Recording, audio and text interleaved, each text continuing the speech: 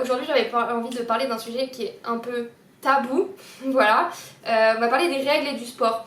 Dans cette vidéo je vais vraiment t'expliquer moi comment je fais, moi ce qui change, enfin comment je gère les règles et le sport. Mais si jamais j'ai fait un podcast aussi sur les différentes phases du cycle menstruel et de comment mieux les vivre. En fait j'ai parlé un peu de cycle syncing. J'aime pas trop le cycle syncing parce que c'est quelque chose qui rajoute une pression supplémentaire sur les femmes entre guillemets. Mais si tu veux vraiment vivre en harmonie avec ton cycle, même si la société n'est pas du tout faite pour, je te conseille d'écouter ce podcast, même si tu veux savoir quel aliment il vaut mieux manger durant tes phases, quand tu as plus d'énergie, quand tu auras moins d'énergie. Je conseille vraiment, je dis en fonction des cycles, quelle pratique sportive est mieux, qu'est-ce qu'il faudrait faire, qu'est-ce qu'il faudrait manger, est-ce qu'il faudrait dormir plus, tout ça. Bref, c'est un épisode de podcast qui est assez complet, mais là aujourd'hui, moi, je voulais parler vraiment de moi avec moi, de ce que je mets en place vraiment avec mes règles, surtout quand on fait du triathlon, natation et vélo, ça reste assez compliqué, même la course à pied en soi. Donc qu'est-ce que je mets en place, qu'est-ce que je fais, parce que c'est un sujet qui est hyper tabou, dont on ne parle pas assez je trouve, et enfin, je suis une jeune femme qui a mes règles vraiment une semaine par mois, c'est chiant, voilà, ça nous fatigue, ça tout. Donc je vais te dire l'impact, donc après vraiment je te parle de moi et de mes règles, donc moi qui est sous contraception non hormonale, donc j'ai un stérilet en cuivre, voilà, c'est pas le mieux quand on fait du sport non plus, mais bon. Donc vraiment je vais juste t'expliquer moi par rapport à moi et comment je gère, voilà c'est un peu égoïste mais si ça peut t'aider toi et si jamais tu peux prendre quelques petits trucs qui peuvent t'aider dans ta pratique sportive, n'hésite pas, vraiment cette vidéo est faite pour ça. Je vais souvent regarder mon ordi parce que j'ai pris des notes, voilà, pour essayer de voir un peu comment je gère et comment enfin pour que ce soit un peu structuré quoi, parce que sinon mes vidéos d'habitude sont pas assez structurées je trouve. Donc déjà, quand j'ai mes règles, je vais essayer d'écouter mon corps. Écouter mon corps, ça veut pas dire tout arrêter parce qu'effectivement je suis en prépa triathlon, j'étais en prépa marathon. Ça veut pas dire je vais juste aller dormir et pas faire ma séance. Attention, si moi je suis pas quelqu'un qui a des grosses crampes, ça peut m'arriver, mais ça va m'arriver 2 fois dans l'année, souvent quand il fait chaud. Dans ce cas-là, oui effectivement je vais reporter ou annuler une séance si vraiment j'ai de trop grosses crampes. Voilà, si vous avez trop mal, n'allez pas au sport ou changez de sport. Par exemple, moi je sais que quand j'ai vraiment des douleurs, des crampes, la natation va me faire du bien. Après c'est pas tout le monde, c'est pas tous pareil, voilà. Mais je sais que du coup, si j'ai mes règles et que j'avais prévu une séance de natation le lendemain et une séance de course à pied le jour même, je vais peut-être échanger les deux. Parce que moi je sais que la natation vraiment ça va m'apaiser. En fait je sais pas, c'est peut-être la sensation de l'eau etc. Mais je vais ressentir moins mes crampes. Alors qu'en course à pied... Bon, c'est là vraiment où on sent les crampes parfois de règles, donc c'est un peu la mort, voilà. Donc je vais faire ce genre de choses et je vais aussi adapter la muscu. Par exemple si c'était une séance bas du corps, j'aime pas trop quand j'ai mes règles, je vais peut-être plus la modifier avec une séance haut du corps. Bref, je vais pas faire zéro parce que je suis quelqu'un qui est très sportive et qui fait énormément de sport et qui a des objectifs. Si t'es comme moi, bah tu vas être en mode bah oui non je peux pas enlever ma séance comme je veux, mais tu peux la décaler dans la journée aussi si tu te sens mieux le soir, mieux le matin avec tes règles. Je sais que moi par exemple je me sens mieux le matin que le soir quand j'ai mes règles, parce que le soir bah tu ressens toute la fatigue etc. Donc voilà, je fais déjà ça et je vais peut-être faire des séances plus tranquilles. J'avais une séance VMA, bon je vais peut-être faire ma séance EF au lieu de ma séance VMA. Si j'ai une séance VMA, bah, j'accepte qu'elle soit pas à 100% de mes capacités habituelles. Je vais peut-être pas courir aussi vite qu'habituellement. Voilà, ça dépend des jours de mon cycle aussi, etc. Ça dépend de mes cycles. Mais je sais que parfois, je suis un peu moins en forme, un peu plus fatiguée. Donc forcément, je vais plus être conciliante avec moi-même. Me donner à 100%, essayer de donner tout ce que je peux donner. Mais c'est pas grave si c'est moins bien que d'habitude. Je vais pas me fustiger en mode c'est trop nul, j'ai fait de la merde, non pas du tout. Je vais juste être en mode ok bon bah c'est un jour de règles, ça arrive, c'est mes 2 premiers jours où je suis vraiment fatiguée. Bon bah c'est 3 jours dans le mois, 2-3 jours dans le mois et voilà ça passe et puis ce sera 2-3 entraînements qui seront un peu moins bien que d'habitude dans le mois, finalement c'est pas énorme, voilà. Ensuite, donc ça c'est pour écouter son corps. Ensuite il y a le rôle du sommeil. Je sais que quand j'ai mes règles, je peux être plus fatiguée, plus fatiguée en soi, je suis fatiguée pour rien. Pour le même nombre d'heures de sommeil, pour les mêmes entraînements, je vais avoir plus tendance à fatiguer. Dans ce cas-là, Alors je suis quelqu'un qui n'arrive pas à agrandir mes nuits. Si tu peux dormir 30 minutes de plus le matin ou le soir, fais-le. Moi je sais que en fait mon sommeil est très aléatoire, donc voilà. Mais depuis que je fais du triathlon, j'en ai déjà parlé dans un vlog, je fais plus de siestes. Et donc je sais que si j'ai mes règles, je vais plus avoir tendance à faire une sieste. Si je suis en télétravail et que j'ai mes règles le midi, ça va faire une petite sieste. Si je suis sur un samedi, un dimanche, un jour de repos, un jour de congé, je vais plus avoir tendance à caler une sieste le midi, vers 15h, enfin voilà. À un moment de la journée, je vais caler une sieste et cette sieste va me permettre de récupérer un peu plus. Voilà. Donc si tu as tes règles et que tu sens que tu es plus fatigué, la sieste. Fais la sieste. Voilà. Ensuite, j'ai aussi des envies de sucre quand j'ai mes règles, je vais y répondre. Voilà, je ne vais pas être le genre à dire non mais mange une pomme. Oui, certes, quand on a nos règles, on est dans un état inflammatoire. Donc ça veut dire que notre corps va plus avoir tendance à s'enflammer. Donc techniquement, faut éviter le café, éviter le thé, éviter les fast-food, éviter les trucs comme ça. Mais bon, si tu m'écoutes, c'est peut-être que tu es déjà sportive. Si tu as envie de manger une glace parce que tu as tes règles, mange ta glace. Voilà. C'est pas grave, c'est pas ça qui va ruiner tes efforts. Si tu as envie d'acheter un cookie parce que tu as tes règles, va t'acheter ton cookie. Enfin, voilà, tu vois ce que je veux dire, c'est que je suis tellement sportive, je fais tellement attention le reste du temps et mon alimentation de base est anti-inflammatoire que c'est pas pour une glace, un cookie, un dessert, un chocolat, un machin que ça va déjà niquer toute la préparation. Voilà. Et aussi que ça va annuler tout, et etc. Et que je vais avoir plus mal au ventre, etc. Non. J'ai envie d'une glace, je vais manger une glace. Voilà, c'est tout, c'est simple, c'est carré, voilà. Tout ce que j'essaye de faire pendant mes règles, c'est quand même de manger assez de fer. Donc maintenant, depuis le marathon, je me complémente en fer parce que on sait que la course à pied a un gros impact. J'ai un stérilet en cuivre, donc c'est pareil. Bref, je fais une complémentation en fer parce que je suis une femme et que vous devriez, si vous faites des pressions et que vous voyez que mon fer était toujours assez bas, j'ai même été en carence à des moments, etc. Je me suis sentie fatiguée. Bref, voilà. Au début, je prenais du fer que quand j'avais mes règles, mais je me suis rendu compte que c'était pas forcément assez. Et du coup, je prends une quantité de fer qui n'est pas le 100% de ce que j'ai besoin, qui est genre à 50-60%, et comme ça, le reste, je le mets dans les aliments.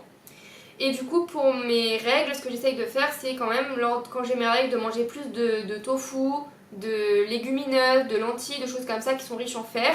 Essayer aussi de manger assez de magnésium, parce que le magnésium, c'est ce qui permet d'éviter les douleurs de crampes et ce qui permet d'être moins fatigué. Et j'essaye, dans d'autres phases du cycle aussi au total, maintenant de manger plus d'oméga 3. Donc des sardines, des choses comme ça, de l'huile de noix, tout ça. Parce que c'est quelque chose qui va aider à avoir moins mal au ventre, être moins enflammé, etc. pendant les règles. Voilà. Et j'essaye, mais ça c'est tout le temps, j'essaye de faire attention à mon hydratation, de boire assez. Quand j'ai mes règles, j'essaye de faire un tout petit peu plus attention. Je vais peut-être avoir plus tendance à mettre des électrolytes si j'ai fait 2 séances dans la journée ou ce genre de choses. Pour vraiment me dire que c'est bon, je suis calée, tout va bien, tout est ok. Voilà. Et dernier point, dernièrement ça ne veut rien dire, il y a les protections hygiéniques et le confort en sport. Ça c'est un immense sujet, je pourrais faire une vidéo entière dessus je pense, de comment on fait. Donc déjà moi je varie entre serviettes, tampons et culottes de règles. Donc déjà la nuit je ne suis que en culotte de règles, voilà, parce que je trouve que c'est beaucoup mieux, il n'y a pas de fuite. Ça prend moins la tête, ça fait pas du bruit quand on bouge, c'est pas désagréable, enfin, c'est juste dormir avec une culotte en soi, donc voilà. J'utilise celle de chez Moon et du coup c'est flux abondant pour la nuit.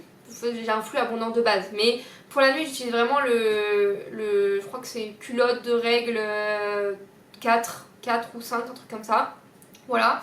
Ensuite j'en ai 3 de chez eux pour la journée, mais j'avoue que j'aime pas trop. Je crois que pour la nuit c'est des shorties on appelait ça, et en fait c'est des culottes.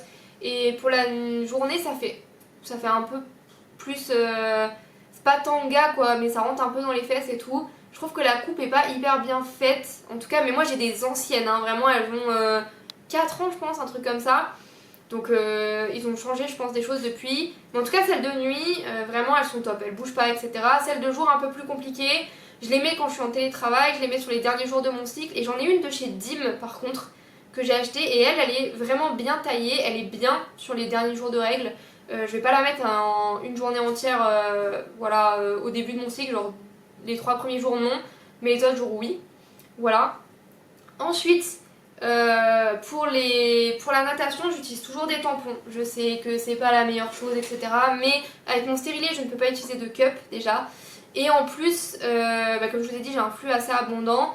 Mais ce que j'aimerais bien à terme, c'est acheter, donc j'ai vu qu'il y en a de plus en plus maintenant, acheter un maillot de bain spécial pour les règles, voilà.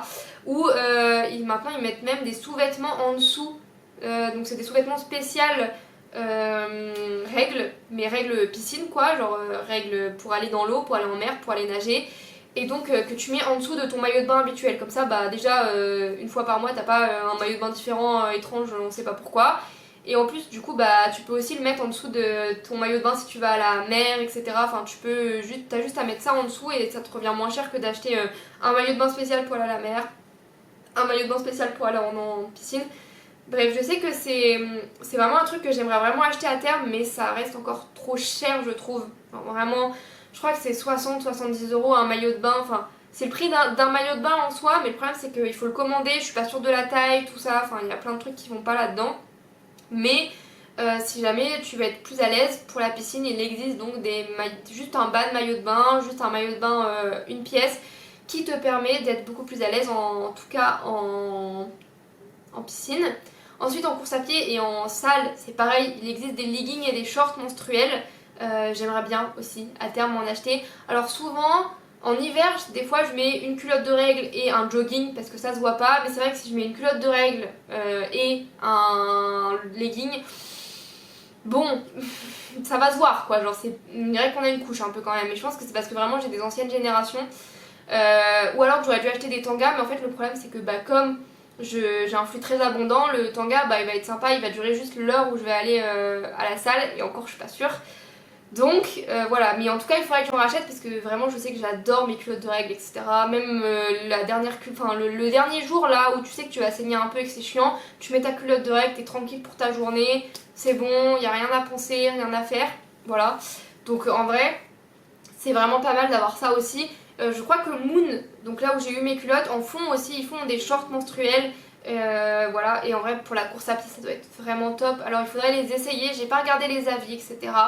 Mais je sais que si jamais vous pouvez aller regarder les avis, tout ça, pour les shorts menstruels, enfin même des leggings menstruels maintenant. Voilà, après je pense que c'est pas les trucs les plus glamour, c'est sûr que tu seras pas habillé en Gymshark si tu mets ça. Mais je me dis pour aller courir, si tu l'utilises 2-3 fois dans le mois en soi, voilà. Après ça reste un coût pour un truc qui s'utilise assez peu. Donc c'est pour ça que pour l'instant en course à pied je reste sur uniquement des tampons, voilà. J'ai extrêmement peur si le jour de mon marathon était un jour de premier, deuxième, troisième jour de règle, ça aurait été vraiment la fin je pense, parce que 4 heures c'est le maximum que je peux garder un tampon. Mais bon, voilà, pour l'instant j'ai pas eu ce problème. Et pareil, donc là, et à vélo par contre là, je sais pas s'il existe vraiment des cuissards spéciales pour les règles. Voilà, je sais pas du tout, je me suis pas renseignée. Pareil, du coup à vélo, moi j'utilise des tampons, c'est ce qui est le mieux entre guillemets. Faire attention à la ficelle du tampon à vélo parce qu'il peut y avoir énormément de frottements, de trucs comme ça, donc voilà, faites gaffe à ça. Mais je sais que c'est ce que j'utilise. J'essaye, je pense que je vais essayer de trouver des solutions alternatives, mais en vélo c'est vrai que c'est là où c'est le plus problématique je pense, si vous voulez pas utiliser de tampons ou de serviettes ou de cup, voilà. Mais ce qui est bien c'est que maintenant en course à pied, natation, il existe quand même des trucs que je vais potentiellement acheter au fur et à mesure. Je ferai peut-être un moment dans un vlog, un review si j'achète vraiment des trucs spécifiques aux règles, donc maillot de bain et short ou legging. Je pense que je ferai des retours, mais je pense pour la salle, je serais plus sur acheter un tanga en fait et voir si je peux le tenir 1 heure, 1 heure et demie quand je suis à la salle, s'il n'y a pas de fuite, tout ça. Mais c'est pareil, c'est dehors en fait, donc c'est hyper compliqué de se dire est-ce que je vais le tester 1 heure, 1 heure et demie, voilà. Mais à voir, ça peut être vraiment cool. Et je pense qu'au final, en fait, même si c'est un coût sur le moment, ça revient beaucoup moins cher. Enfin là, je sais que j'ai plus de serviettes de nuit à acheter. Quand je vois le prix des serviettes de nuit, parfois c'est 5 €, 6 € les serviettes de nuit. Je me dis bon, au final 5-6 € à chaque fois tous les mois, bon je pense que mes culottes là elles sont largement utilisées, enfin largement le prix est, genre vous voyez ce que je veux dire, genre c'est le prix que je les ai payés, ça me revient surtout que je crois que je les avais achetés genre 2 achetés, une offerte, un truc comme ça. Donc je pense que c'était assez sympa, voilà.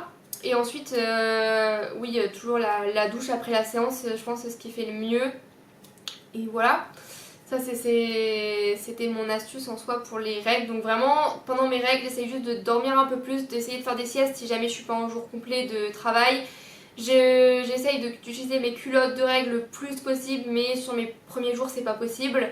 Et voilà, et j'essaye de me détacher de performances sportives pendant que j'ai mes règles. J'essaie juste de me dire bah je fais du sport, c'est déjà pas mal.